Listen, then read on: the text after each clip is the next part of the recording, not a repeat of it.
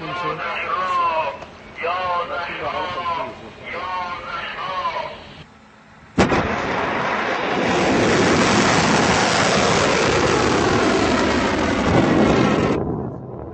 این موشک دو مرحله‌ای از نوع سوخت جامد مرکب است که تمام مسیر پروازی که توسط دانشمندان صنعت هوافضای کشورمان از قبل پیش‌بینی و طراحی شده بود با موفقیت طی کرد. با شلیک این موشک از لانچر پرتاب ابتدا موتور مرحله اول روشن شد و طی اون زمانی که پیش‌بینی شده بود در واقع جدایش از مرحله دوم انجام شد در ارتفاع مورد نظر.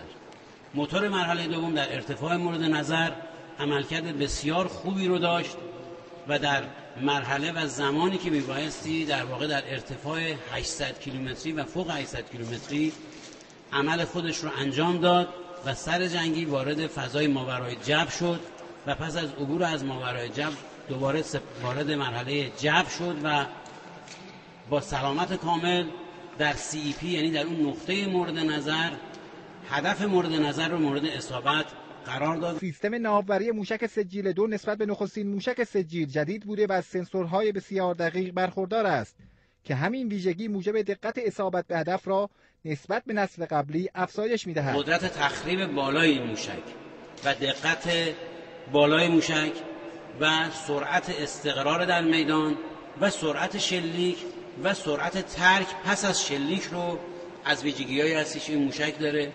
سهولت تولید و بومی بودن دانش طراحی و ساخت این موشک از دیگر ویژگی‌های سجیل 2. دانشمندان ما در صنعت هوافضا با طراحی 100% داخلی و بومی توانستن این موشک رو تولید بکنن که نظیر در جهان نداره. یک قابلیت جدیدی در موشک دوربرد رو در اختیار ما قرار میده. با طراحی، ساخت و آغاز تولید انبوه سجیل 2 توان عملیاتی و قدرت بازدارندگی نیروهای مسلح جمهوری اسلامی ایران بیش از پیش افزایش یافت.